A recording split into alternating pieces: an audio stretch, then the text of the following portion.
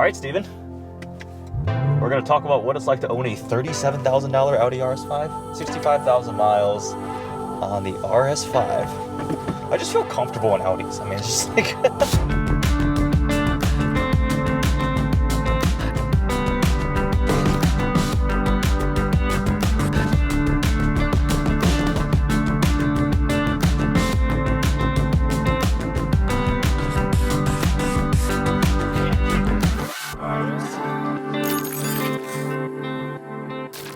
So this is a 2015 Audi RS5. Usually I let the owner drive for these, but I haven't driven an RS5 since they were like pretty much new and I kind of missed it. So I stole the keys from Steven. Please send it. 4.2 naturally aspirated V8 shared with the R8. Why'd you buy this? Tell me. What has it been like to own this and why? Why RS5? So there's two inspirations. I was selling the R8 and I was looking for a replacement, something that was fun, that could hold me over until I could find a good deal. And I just fell in love with the way it sounded. And I remember when I was a kid and when I was in high school, I saw a YouTube video on these cars, and I've always loved the rotors. The entire brake assembly I thought was the same, right? With the R8. So I thought, why not? These are pretty reliable and fairly cheap and great dailies. Yeah, because MSRP on RS5s this generation is what, 70? Yeah, I believe this specific car was low 80s, high 70s. Okay. Is this the Prestige or Premium Plus? Or are they all Prestiges? Window sticker. So, I mean, they definitely did depreciate down. We'll call it half of MSRP, right? Call it 37, 40 grand for a 444 horsepower? 444 horsepower, 317 foot-pounds of torque, which is precisely 20 more horsepower than the V8 R8. Ooh, that's a pretty good sound. If you want to throw it into sport mode, you just pull it down and then throw it into manual. Man, wait, is this a dual clutch? Yeah, it's a dual clutch. Holy crap. I have forgotten about this car. You should launch it. Launch control with Quattro. No burbles or pops. I feel like this generation of car wasn't as into burbles and pops across everything in the segment. I was considering E92 and this at the same time, but I figured, you know, coming from an R8, I wanted a car with a dual clutch, and the E92 shifter is just it's the BMW rubbery shifter. Yeah, I don't like BMW manuals. I don't either. Not a fan. As much as I wish I could have one. Yeah. This dual clutch is pretty. So this is S-tronic. Mm-hmm. I usually drop it another gear. First gear. Woo! And this is stock exhaust? Just stock sport exhaust? No. This has got mid pipes. Okay. And that's it. Say.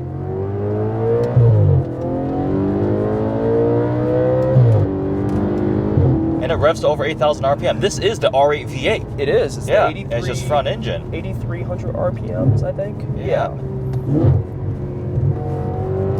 And if you take care of these motors, I mean, they're really solid. What do these have? Because I thought they had a timing chain guide problem with the 4.2s. Well, I think after 100,000 miles, you need to replace the timing chain. Okay. And I believe that may require an engine out.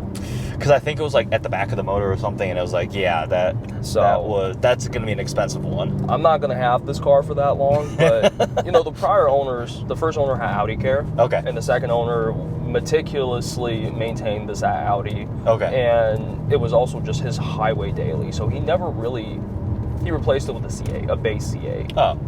So what is your favorite part of the car?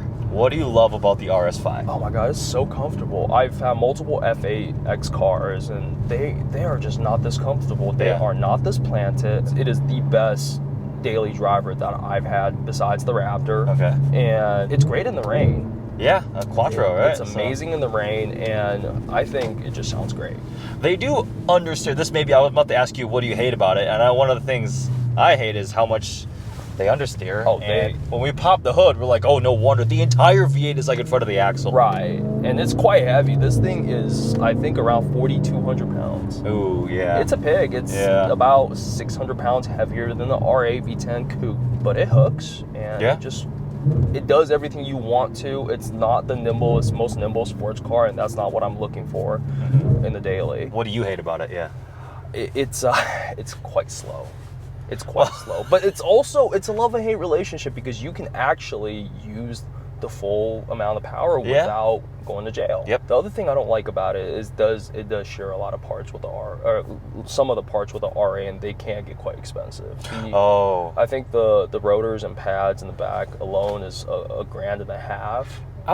Audi RS brakes, I went through the RS7, right? Because of their dumb scalloped rotors for better heat dissipation. They look and so weight. cool. They do look cool, like the flower petal rotors, but they're so expensive. Is launch control just like... Whoa! Oh my god, my floor mat came off. Dude, that's like a 6,000 RPM launch. It is. That's actually... I don't think... It clutch dumps at 6,000. I don't think I've launched an RS5 before. So these cars have, I think, 200 factory launches before it... Yes. I don't know how many times the prior owner has launched it. I'm assuming none. Yeah. But I've launched it a couple of times, a handful of times, but I don't know what happens after the 200 launches. It just disables. Oh, really? Because I think Huracans go through the same exact thing. 200. Allegedly, I think you get to 200, and it just doesn't let you do launch control anymore. I think B8. I remember that with the S4, because I had a B8.5 S4. I had a B9 S4. Yeah. That's actually, I came from... I wonder if the B9, because it's a torque converter. B9 went to a ZF, whereas the B8 was a dual clutch. Now, if you want me to share my experience, I honestly was very disappointed in that car. The B9? It overheats when you... Yeah, it gets to about... Well, you're in Arizona, so... It gets to about 230 or 240 when you're on the highway doing pulls. Yeah. This car doesn't overheat. It stays at 220, even when you're on it for an extended period of time. That ZF, not very responsive. Yeah. It just, that car's steering, it was also an S4, not an RS car, so it wasn't a direct comparison. I mean, the other thing is, you can have a really good transmission, but if the engine can't build and lose revs quickly, it's not going to be good. This engine actually can, like, pretty well. And besides, I think besides the E92, I don't know what else you can buy besides a Mustang with a 10-speed, anything else in this price range. You don't get a dual clutch with a NAVA. That's German. That's German. You can buy a Corvette Z06. You could buy a Corvette Z06. That's a dual clutch with in certain key ways, our cars are exactly the same. You should buy a Z06. You need a sports car again. I would. I'm working on it. You're working on something with a lot of cylinders. With a lot of cylinders. With a lot of cylinders. Hopefully. That'll be fun. I hope that happens. I do too. Back to the RS5. So, did you say what you hated? Oh, it's not super fast compared to It's not super fast. No low end torque. What was it? 317? Oh my God, there's none. You can put it in fourth, and you can put your foot down. It doesn't go anywhere. No, it doesn't go anywhere. Yeah. My GTI was faster. Turbos.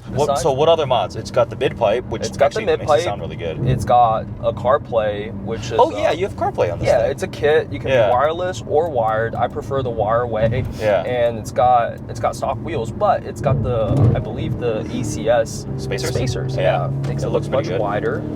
And that's all there is to this car. It's very simple. This was a car that I was really excited about too back then when it came out, because being just like you, like an Audi fan and going through a couple of them, right?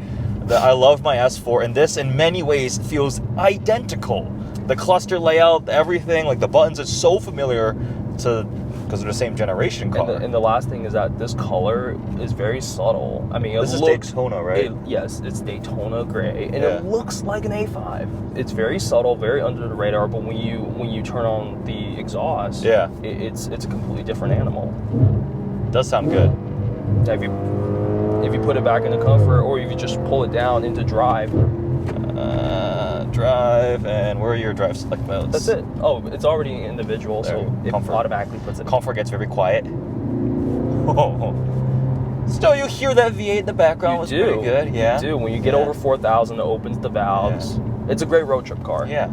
Honestly, 65,000 miles, that's more than I'm ever used to having, but it's been fine for you, right? Me too. Yeah. This is probably the third highest mile car I've ever owned. Not including the Explorer? Oh man, this is getting up close to the Explorer. The Explorer has 70,000. Yeah, so this is one of the higher mileage cars I own, and it took 8 European sports cars for me to finally step up the courage to own something that's a little older. Yeah. But these things are pretty much bottomed at this point in the 30s. I would agree with that. Like, I don't know if these are going to drop much more, because the thing is, like, if these become $20,000 cars, what are B8.5 S4s and S5s? Right, exactly. $5,000 a piece? I'm not that low, but that's not going to happen with inflation with the way it is now. E92s are more collectible. It's more of a driver's car. True. I think it's a different use case though. Even though they kind of competed with each other. It is. Like, I wouldn't cross shop the two of them per se because they just feel so different. They are very different. Yeah. They are. This is for the Audi fans out there that wants the NAVA. I think, is this the last NAVA they made? Because they made the R8 as well. In 2015. 2015, final year of that. Then I went to obviously the V10 for Gen 2. Everything was 4-liter twin nothing turbo. else. Yeah, it was either the supercharged V6, a 2-liter, or the twin. You're right. Yeah, and I think this car came out. The B8 version came out in Europe. Yeah. And this is the refresh version came to the US, and they made it from 2013, 2014, and 2015. So there's only a few thousand of these around. So yeah, I mean, as a daily, this has been good. This has been wonderful as a daily. It doesn't scrape, and it's not super low. It's very sophisticated compared to an M car. Not to an M5, but to an M3 or an M4, which I've owned. Yep. It just feels a little more grown up. It's fun enough. It will hold you over until your next supercar. Yeah. And it's a great daily. Yeah. I think you miss out on some of the new tech and creature comforts of the B9, but the V8 is great on this, and it's nice to drive. And I will say the newer Bang & Olufsen system on the car is significantly better than the Bang & Olufsen. Or perhaps it's just not lack of cabin space in here for the sound to reverberate. I mean, I think at the time this was a good car. We are talking about a decade-old car now, but also the price. This is $37,000. I mean, it does have more miles, but I remember I bought my B8.5 S4 for $35,000. This is probably one of the lower mile. This is probably one of the lower mile cars out there. Yeah, that's true. I mean, they are getting up there. They were driven and used, but I think this would be something that I would recommend to somebody if they need something inclement weather all year round. They want some power, some personality, not too over the top. Like, it's a good option, but do not. Even though it says RS on it, do not think this is some sort of track-focused car, because it is not. It's very much a Grand Touring car. Yeah, like a Grand Touring sport coupe luxury thing. This is not. You want to go Jeep? I'm in the wrong gear. See, no end torque. No low end torque. I was in third gear. We almost got walked by a rank. Why do you guys look so happy? They're like, we just gapped an RS5. I really want to drive this on the Autobahn. I'm assuming that's what this was made for. Yeah, just a high-speed, comfortable cruiser. High-speed. Really good at that. All right, so that's what it's like to own a B8.5 Audi RS5 that you bought for $37,000. All right, is it for sale? Everything is always for sale at the right price. Okay, if you want to buy an RS5, comment below. It's a nice one. It is definitely a nice one. Thanks, Steven. Immaculate paint. Immaculate paint. Plug the Instagram? Which one? It's a write-off. It's a write-off. Yeah, I like that too. I like that. Hope you guys enjoyed this video. Thanks for watching.